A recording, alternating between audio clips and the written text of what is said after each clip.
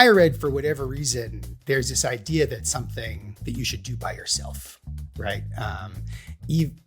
Even though other hard things where the payoff is down the road, like trying to stay healthy, like trying to stay fit, it's commonplace to have someone with you to help set goals for you, help stay on you, right? Like line I always say is, I know I should go for a run every morning and I don't. But if there was like a guy who came to my house to go with a run with me, I would go, right? That's like a natural thing. We have that same mindset, with school, because this school, especially for working adults, has the same sort of, components in that the payoff is down the road, right? The value of getting a bachelor's degree is not going to happen tomorrow for you.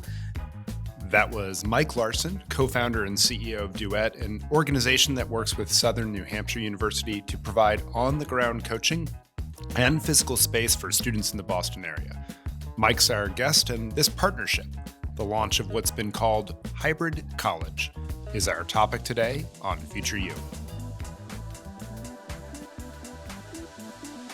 This episode of Future You is sponsored by the Bill and Melinda Gates Foundation, working to eliminate race, ethnicity, and income as predictors of student educational success.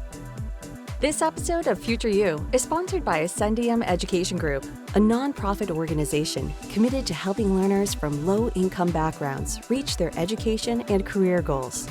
For more information, visit ascendiumphilanthropy.org. Subscribe to Future You wherever you get your podcasts. And if you enjoy the show, send it along to a friend so others can discover the conversations we're having about higher education. I'm Michael Horn. And I'm Jeff Salingo.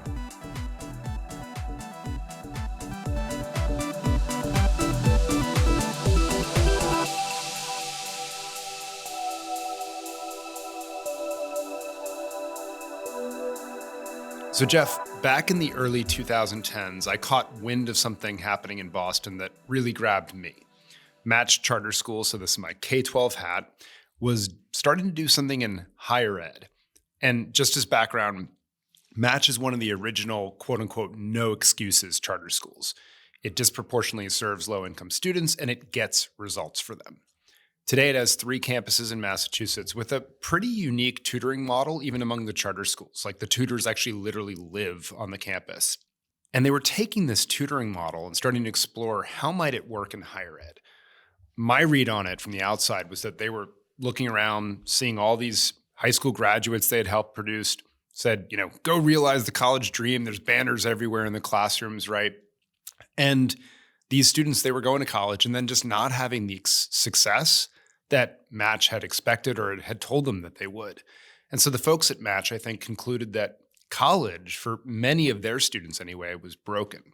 So they partnered with Southern New Hampshire University, just as SNU was launching College for America, its online competency-based, low-cost learning model. And Match brought its own secret sauce to the table with SNU's flexible, low-cost thing, which was this no excuses mindset, along with this unparalleled one-on-one in-person support. And I was thinking, this gets exciting because now we've got disruptive innovation, but with a real focus on outcomes, low cost and accessible, but finally a commitment to student outcomes, Jeff. And around this time, a similar model was launched in Austin, Texas, Peloton U and not Peloton, the bike company. We always have to remind people of that. And since this so-called hybrid college movement has really started to grow across the country in small ways, but in many ways, it's been an outgrowth, as you said, Michael, of charter schools, basically saying we need a better option for students. And so today, the founder of Match Beyond, which ultimately turned into Duet, Mike Larsson, is joining us on Future You. Mike actually worked at Match Charter Public Schools and then the parent organization, Match Education, most recently as the COO. And he co-founded and now leads Duet, which is its own nonprofit. Mike, welcome to Future You. Thanks for having me, Jeff and Michael. Nice to see you. Great. So, Mike, as much as our listeners do, or maybe they don't read Michael Horn's writings on disruptive innovation players they should follow, I suspect most of them probably don't know necessarily the history of Duet or what it is today. So can you give us a brief description of your origin story? Sure. So the idea for Duet actually started in the alumni office at a charter school here in Boston called the Match School. And so our job at Match was to go out and help people earn college degrees, right? So they went to this very difficult high school, and the idea was they would go on and be able to get the college degrees and the economic growth that comes with it. And we found that certainly not as many students as we believe could were getting the college degrees, right? So we went out and built this college coaching office to support students while they're in college. And we said, can we help them while we're in college increase their chances of graduation? And, what we found was we really couldn't, right? And so, there were a couple of reasons for that. One was, the design of college just did not work for a lot of folks, right? Too costly, lack of flexibility. And then on the coaching side, it was really hard to coach students in college because we didn't really have any idea what was going on, right? A lot of coaching comes from this idea that you know where a student is and you know where they want to go. Think about personal training and trying to get healthy and things like that. You have no real visibility into how a student's going in traditional school, right? It's like, how's class? Good. What'd the professor say? Said I had to pass the final. Okay, it's September 7th. What do we do now? And so, while it might have been easier just to kind of stick with it and try, we said, could we try something different, right? And I had a colleague at the time, Bob Hill, who ended up being the co-founder of Duet, who went out and tried to find lots of different models to try to find a new path for our alums. Excuse me. And one day, sort of 2010, 2011, he came and said, hey, listen, there's this new program at Southern New Hampshire University. It's asynchronous. It's competency-based. You can only enroll through partnerships. And I called them up and said, hey, can we be a partner? And they said, sure. And so, which was not quite frankly our experience with other colleges as we tried to work with them. And so we enrolled, a group of 13 Match High School alums that had stopped out of school, that were working, that were in careers where a college degree would help them, but they just couldn't get one, right? Because they were a little bit older and out of school already.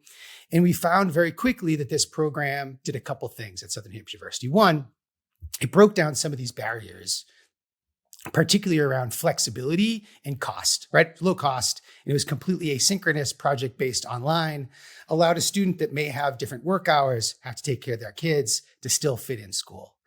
And then we found a couple other things that we weren't expecting. One was students were learning a lot of stuff, right? It was like, how is it? And they're like, I'm learning. I feel good. I'm like getting skills, which was not something that we're hearing, quite frankly, talking to other alums in traditional colleges. And then the other piece of it was we found that coaching could be highly leveraged in this competency-based online program because we knew where students were every single day and they were on sort of a set path. So we went back to Southern New Hampshire University and we said, hey, how about we become a community partner of yours and we'll work with non-Match High School students, which we quickly did and sort of at that point decided to spin out and to create our own nonprofit called Duet.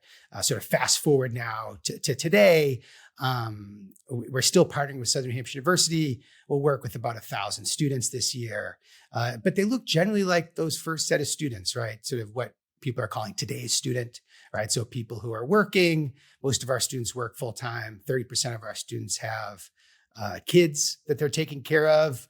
And 75% of our students tried college previously. And so those are the students we're largely working with today. So 70% have tried college previously. What's interesting about that, Mike, as you know, is that, there's these 40 million American adults who have some college and no career. Some college and no degree. They have a career. And every college now is trying to figure out how to serve those students because they think, well, that's kind of low hanging fruit because they've already started, they started college at some point in their life.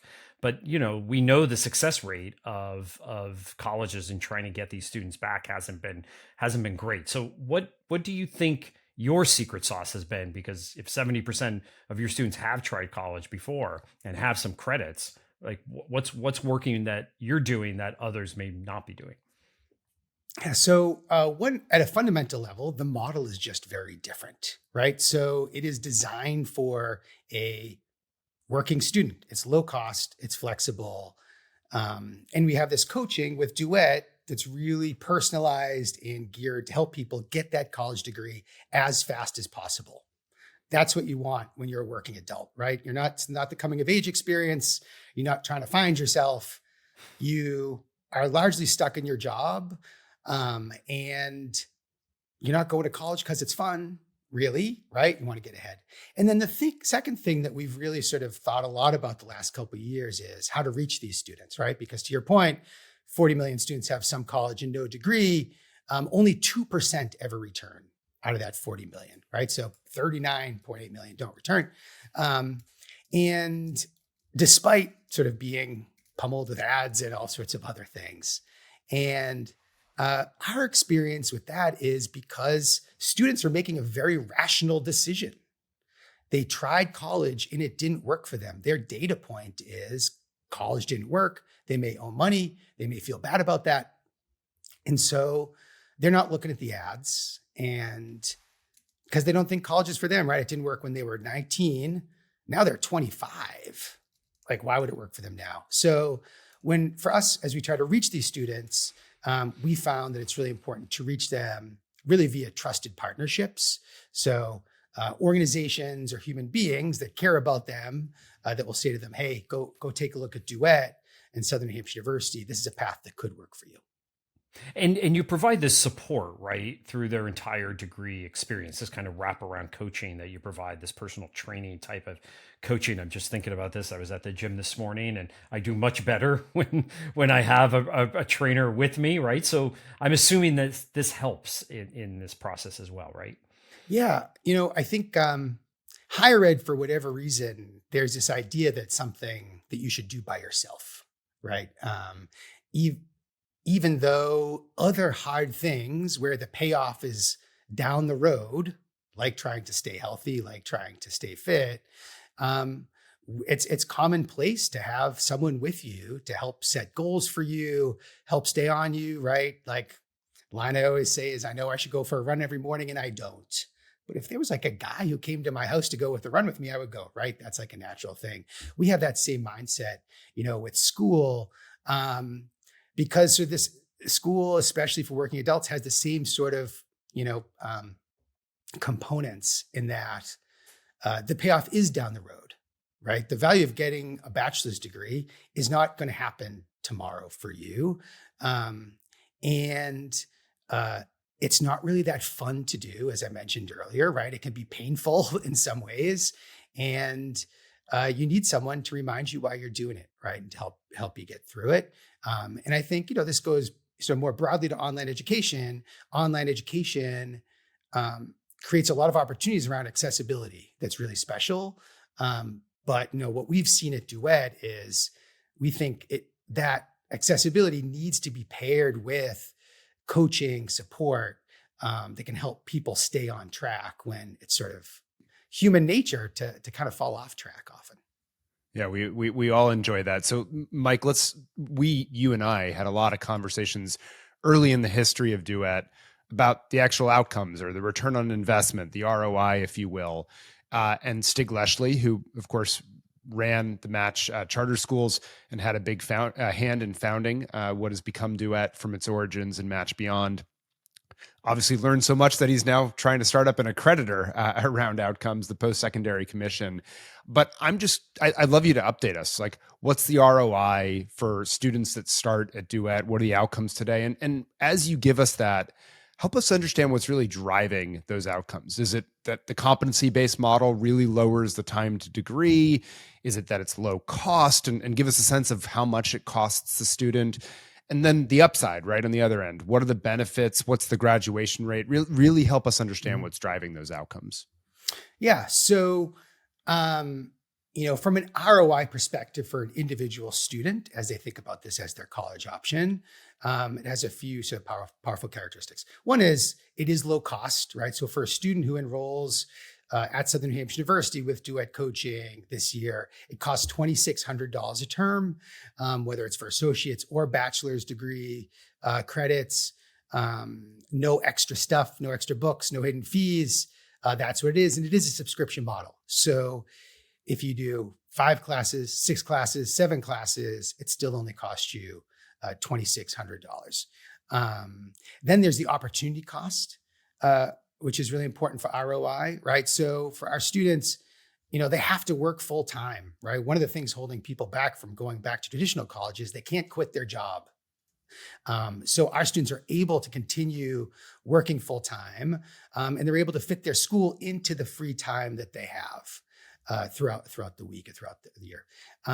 The other special piece on the ROI is the time to completion. So our average student who starts with 0 credits in the associate's program gets their associate's degree in about 18 or 19 months. So much faster than, a traditional model where the average associate's degree time to completion is about 67 months.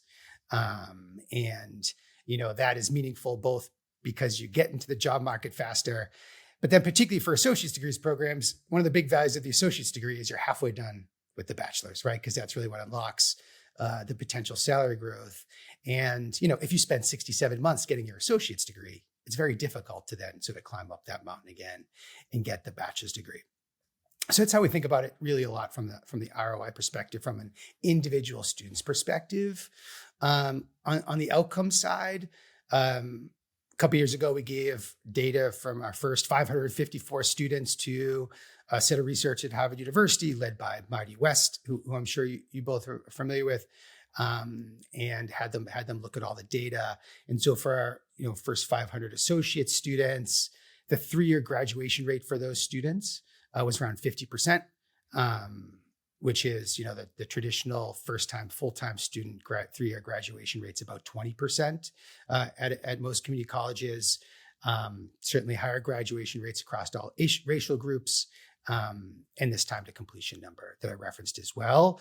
We're now going back with the next set of associates grads or associate students for the researchers to look at, as well as our bachelor's cohorts, which is an increasingly large group of students who are coming to us. And we anticipate those numbers will be about the same as they have been.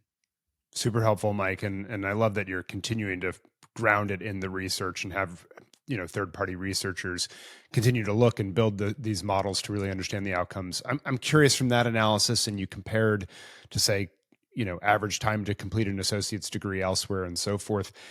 As you think about the policy landscape around higher ed more broadly, what do you think is missing right now? What would most help low-income students who are struggling? Maybe they have some credits, maybe they don't in the workforce, whatever it might be. How would we help them navigate toward options that are most likely to produce the best return on investment given their specific circumstance? Yeah. I think there's sort of 2 separate answers to that question. One is for 18-year-olds who are looking for that coming of age experience. I think the hard thing there is while we want students and families to think about that from an ROI perspective when they're 18, they're often not, right? And so there's like a culture thing there and it's complicated. But for working adults, right, 25-year-olds who are actually looking sort of for that ROI, right? They need to get that college degree that can work in the workforce for them and do it as quickly and as affordably as possible. I think the hard policy answer is there's actually not a lot of good options. And I think there's sort of this belief that if we just put more data out there, it'll all work out and people will go to the right thing. But, if you're a 25-year-old, the only option you have is to go to something that actually probably didn't work for you when you were 18, right? In the policy world. And there is, I think policymakers struggle to both look for better outcomes, but also to keep kind of things the same in the way colleges are designed. And I think sometimes for whatever reason, their commitment to keeping things the same holds them back from, potentially changes that would be good for students. Yeah, it's really interesting, Mike. We had Allison Griffin on years ago on the podcast. And, mostly on Capitol Hill, a lot of policy is being made by 25, 26-year-old staffers. great people, by the way, but most of them went to traditional age institutions, right? Where they think, well, most people go to college at 18, they go full time, they live on campus, right? That's their vision of college. And to create federal policy different than that is really tough. I also, just listening to you, I realized just how much this makes sense, right? Like, especially when you think about adult students in terms of what they need, affordability and flexibility. Like, if you're a college, could you just create something that's affordable and flexible, and you would suddenly have a whole bunch of students you don't have today? It just shocks me how simple this is, and we can't figure it out. Yeah, I agree. Not necessarily a question there. I'm just like, yes. I mean, I would say, one of the reasons we love partnering with Southern New Hampshire University is because they have designed something here, and I know you know them both well. You both know them well. But they, the thing that they have designed, this asynchronous program, this low-cost program, it's fully accredited by NETCHI. It's approved by the federal government, right? What they designed is not some like out there thing that's outside the box. It's actually in the box, this thing that they're working with. And why other folks haven't chosen to do it, I don't know. So last question as we wrap up here, Mike, the creation of Duet just, isn't just the story of hundreds and hundreds of students you're serving in the Massachusetts area. You've also helped kick off really a broader category that's now termed the hybrid college, right? Wraparounds really around Southern New Hampshire in most, but not all cases, right? We have Peloton U in Austin, Texas. And for our listeners, that's not to be confused with Peloton, the exercise bike company. There's Da Vinci's dual enrollment model, of course. There's, Southern New Hampshire, obviously. ASU, where I have an affiliation, has also made a play in this space. There's the Trio Network with sites in Connecticut and Newark and Detroit, with more on the way. I'm sure I'm missing probably some others here. What are the linkages between these different hybrid colleges? What are the differences? And where do you think this movement is going in your view? Because if we do have 40 million American adults with some college and no degree, scale is going to at some point matter here in some big way, correct? Yeah. So I know all the folks that run these organizations well, all really good people. And, I think while among us, we feel like there's probably differences among us. We're all largely sort of following the same model, right? Which is pairing this asynchronous model with some level of wraparound coaching and support. We reach different sort of segments of the population, some more broad than others. But so the exciting thing is collectively we're larger than we ever have been. And so we are continuing to grow in that sense. I do think, there is an opportunity for us to grow much, much larger collectively as a group, given the number of people sort of without college degrees. I think, we've been around for 10 years now, and so much of our work has been head down in how do we do right by the students who we have in front of us, and how do we, if we do right by them, then they will tell their friends and family, and then we will continue to grow, right? And we've kind of been heading in that direction, and that's worked thus far. But certainly here at Duet, and I know some of the other organizations, we're also picking our heads up now and saying, okay, what are some other strategies that we can undertake to grow faster and to reach more people? Both because, mainly we want to help as many people as we can.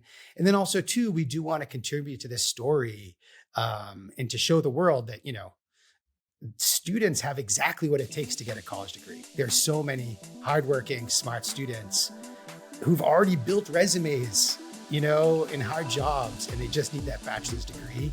And, we want to show that those folks do have exactly what it takes. They just need a different path.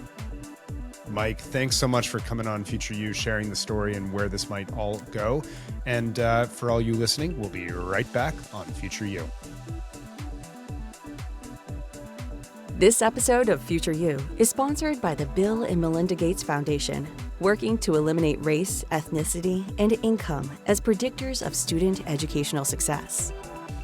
This episode of Future You is sponsored by Ascendium Education Group, a nonprofit organization committed to helping learners from low-income backgrounds reach their education and career goals. For more information, visit ascendiumphilanthropy.org. Welcome back to Future You, Michael. I know Duet is something you brought up several times on this show, and it was fun to learn about it firsthand from Mike, because I really didn't know much about it beyond the few things you told me. And in fact, I'll admit it and I'll be honest that when you first suggested we have him on the show, I was a little skeptical. And then I went looking for data on Duet. And what I found was impressive, but then just in talking to Mike, it really made me more convinced on 2 points he made. One was on affordability and one was on flexibility. Michael, as we're recording this, it's a day after I was at a SHRM conference here in DC, SHRM being the Society for Human Resource Management. And as you know, during the meeting, I sent you a text from there yesterday with a picture of a slide that was given during a presentation from Bank of America of an issue, frankly, I know exists, but I didn't really think about it as much as I should. And that's the caring crisis, as they put it, that we face in the US. And there's so much, of course, of us, caring for kids. And there's a lot in Gen X like me who are also caring for aging parents as well. It's the so-called sandwich generation, the kids and the parents. And I bring this up because the slide I sent to you yesterday was just incredibly revealing to me. It showed that just among Bank of America employees, 1 in 4, a quarter, are taking care of both children and their parents. And get this, 71% of their employees with some caring responsibility make under $40,000 a year. Now, some might say, well, Bank of America should pay them more and provide them more benefits for caring. A whole separate episode that we could talk about that. But, as I was looking at these slides that they were showing yesterday, it just really brought home the point to me that especially among adult students that we continue to talk about over and over again as this huge segment for institutions to be considering re-enrolling or enrolling for the first time, they just simply don't have time or money to do it. And the model really has to change for them. It has to be more flexible. It has to be less expensive. We just keep trying to serve all students, even though they have different needs, with the same model that, quite frankly, doesn't even really work for 18-year-olds anymore, who have a lot more time than adults. And, so as Mike told us, most of his students work full time, but then he mentioned, 30% of them are taking care of kids. 75% of them tried college previously. I also wonder, how many of them, and maybe you should do this research, are also taking care of parents. But the point being, we need more models. We need different models like this to show, hey, we can actually succeed with these students if we just offer them something different than the product we've always offered everywhere else. So what about you, Michael? What caught your attention? What grabbed you a lot? Well, I'll say out of what you just said, right? It's flipping the question from are they college ready to are we student ready? And student ready means in their circumstances. But, look, maybe it'll be obvious to our listeners, Jeff. I'll go down my checklist. First, disruptive innovation, right? The things you said, affordable, flexible, accessible. And it is not easy to do, but by partnering with SNU's competency-based model, that let's be clear, it was separate from SNU's traditional on-campus one. They've done that. Check. Second, it's not enough. I love that, yes, it's disruptive, but I love that it's much more than that. It also has this commitment to outcomes. They're really redefining performance around economic growth for students. Students that are working, as you said, but there's this no excuses mindset that no matter your background, no matter how many jobs you have right now, you can do this. And for a long time, I've said, not on the show, but elsewhere, that I think K-12 seems to be constantly playing with its learning model. And higher ed, we see all sorts of new business models come in, but neither one seems to really want to do both. And, look, there are exceptions to that, but I like that this is an example of higher ed doing both. The third one on that vein is, our audience knows I love competency-based learning, and you got that. And then fourth, to me, maybe this is the most important one, is blended learning. Like, the learning is online and through projects, but then you've got this in-person coach who is helping you stay on track, who's keeping you accountable, who will literally, I've heard panels with their coaches where they talk about showing up on the doorstep when they aren't responsive to your text messages. That is different from all these online models in really important ways. It's I think online getting better in many ways, but in ways that matter for these students. And these coaches, they believe in you. right? And together with the other students and coaches, they create this sense of community and belonging and what, Paul LeBlanc, SNU's former president, would call mattering. And from what I see, like the combination of all those things, Jeff, is really magical. Michael, I really like the coaching piece as well. I'm kind of suffering from recency bias today in my comments, but the day we interviewed Mike, I had just come from a training session at the gym with this trainer I have, and Mike's right? It's really hard to shift your habits as you get older. I have a whole shelf of books at home, and there's a whole industry trying to get people to change their habits, right? And it's clear to me the coaching model has to be a significant part of this for it to work, especially for adults who are kind of out of exercise in terms of learning. But we also know those wraparound services are expensive. And while colleges can obviously partner with external partners on a piece of that, it's really about, in my mind, getting over their history and tradition here. So again, Michael, recency bias. The same day I went to that SHRM conference, I also spoke at a gathering of municipal bondholders here in DC who work with higher ed bond issues. That sounds really boring. But right now, given the financial issues facing higher education, it was actually fascinating to me.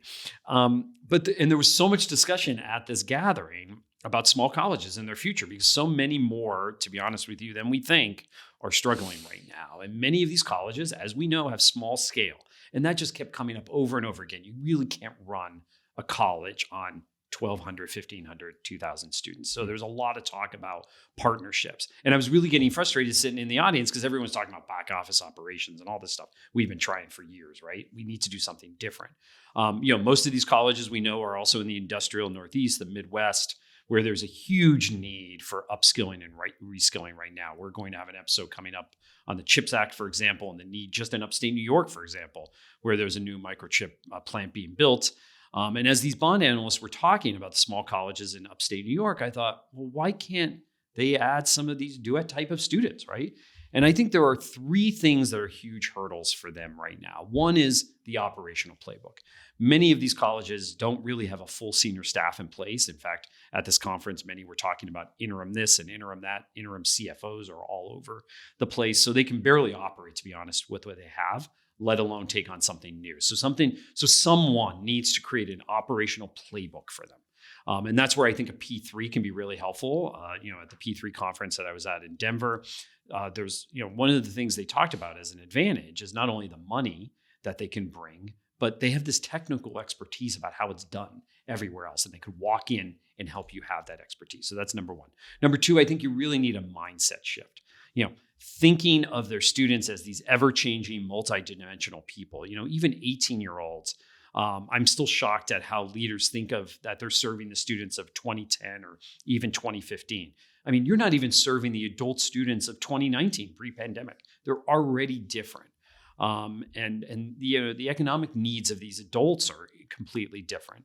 And the time needs that they have. Real time poverty. Going back to that Bank of America data, right? They just don't have time to go to school.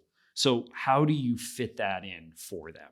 And then three, doing this on some sort of scale with multi-campuses. So I wish a philanthropy would take this on, take a group of publics and privates, say, let's do it in central PA, upstate New York, middle of Michigan, Wisconsin, take a state, take a group of 500 adults in that area, let's try it for a year, report back, and then scale it up. Because at some point, somebody just needs to do something.